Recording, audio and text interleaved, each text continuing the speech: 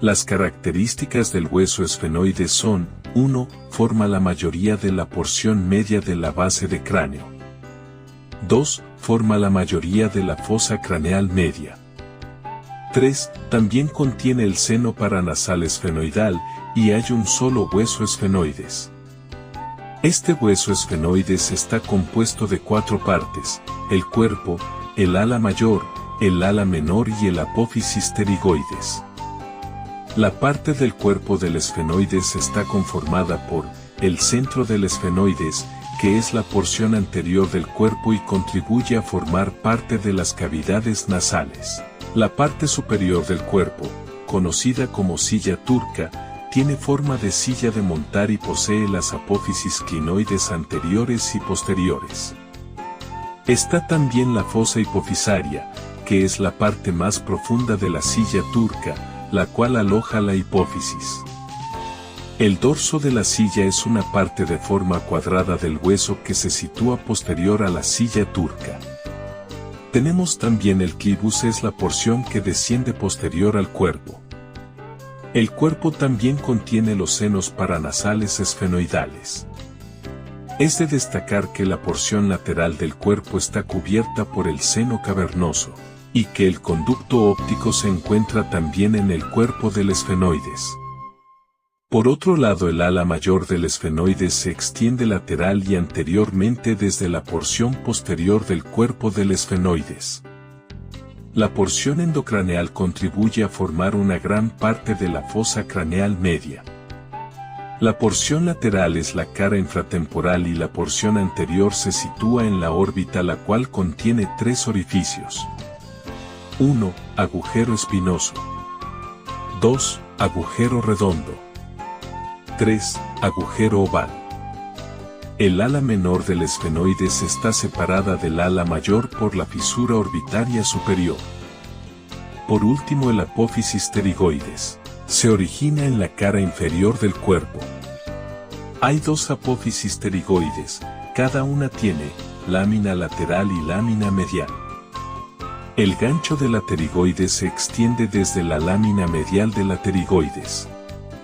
Esta parte del hueso tiene 2 conductos que se relacionan con la apófisis pterigoides, el conducto pterigoideo y el conducto palatovaginal. El hueso esfenoides del adulto consta de un cuerpo y 3 pares de apófisis. El cuerpo prolonga la parte basilar del hueso occipital y alcanza anteriormente la cavidad nasal. Embriológicamente, el cuerpo consta de una parte anterior, el preesfenoides, y una parte posterior, el basiesfenoides, que están unidos por una sincondrosis. Antes del nacimiento o poco después, estas 2 partes del cuerpo se fusionan. De las apófisis, las alas menores están unidas al preesfenoides y forman parte del piso de la fosa craneal anterior. Las alas mayores, unidas al basiesfenoides, limitan la parte anterior de la fosa craneal media. Las apófisis pterigoides se proyectan hacia abajo desde la raíz del ala mayor. Las alas pterigoideas internas se desarrollan como huesos separados y forman la parte más posterior de la pared nasal. La superficie cuadrada posterior del cuerpo del esfenoides se une a la superficie anterior del occipital por la sincondrosis esfenooccipital. Como se mencionó anteriormente, los huesos occipital y esfenoides se unen entre el 16º y el 20º año de vida por osificación del cartílago. La superficie superior o craneal del esfenoides asciende en acentuado declive hacia adelante, continuando el clivus occipital.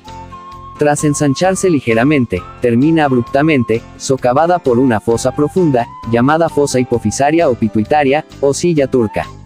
El borde anterior de la parte ascendente del cuerpo, la lámina cuadrilátera, está alargada a ambos lados y termina en una pequeña prominencia, la apófisis clinoides posterior. El borde anterior de la fosa hipofisaria está marcado por un reborde transversal romo, el tubérculo pituitario, cuyos extremos laterales se elevan a veces algo para formar las apófisis clinoides medias. Frente al tubérculo pituitario, un surco transversal es conocido como canal óptico.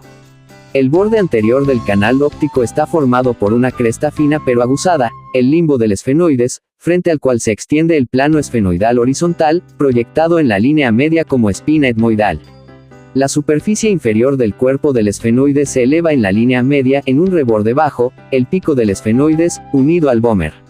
El pico del esfenoides se continúa con la cresta esfenoidal, marcando la línea media de la superficie anterior del cuerpo esfenoidal.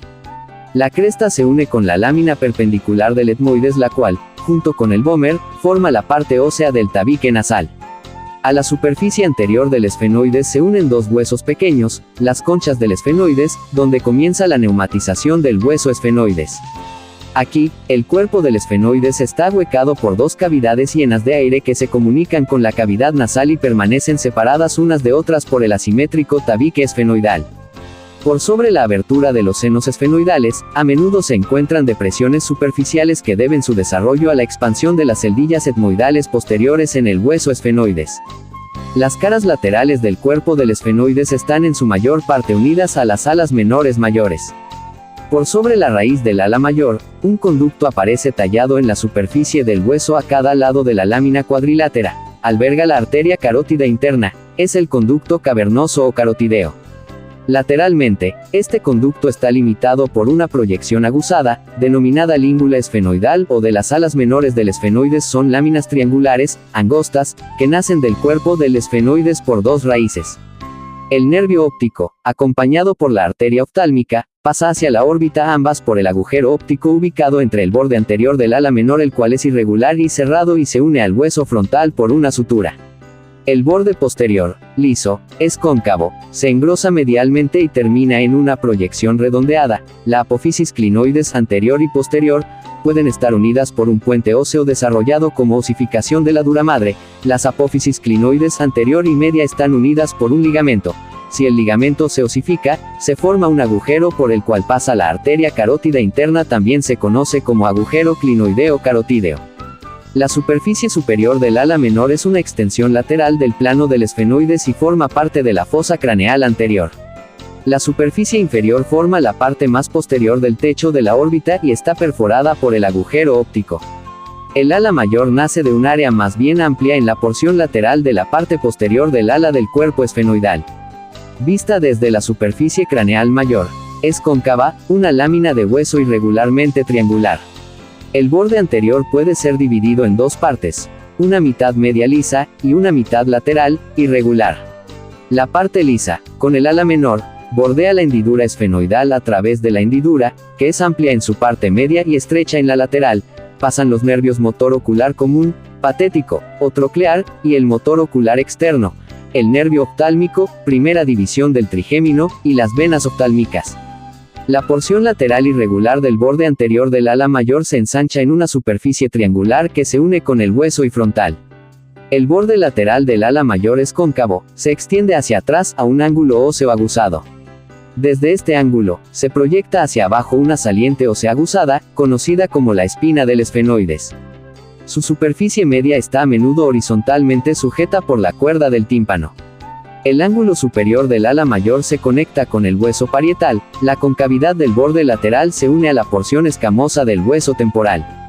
El borde postero-interno del ala mayor va desde la región de la língula de Meckel a la espina del esfenoides y está conectado con la porción petrosa del hueso temporal en la fisura esfenopetrosa. La espina del esfenoides misma está perforada por un conducto relativamente estrecho, el agujero redondo menor, por donde entra la arteria meningea media a la cavidad craneal. Frente a esta abertura, hacia la línea media, se encuentra un agujero mayor, el agujero oval, cuyo eje mayor es paralelo a la línea de la fisura esfenopetrosa. Por el agujero oval pasa el nervio maxilar inferior, tercera división del trigémino. Frente al agujero oval, por debajo y detrás del extremo medio de la fisura orbitaria superior, la raíz del ala mayor está perforada por un conducto casi horizontal, de corte redondo, el agujero redondo mayor, por el que pasa el nervio maxilar superior, segunda división del trigémino. Entre ambos, el agujero de Besalio, menor y variable, da paso a la vena emisaria. La superficie craneal del ala mayor muestra las impresiones digitadas y eminencias mamilares.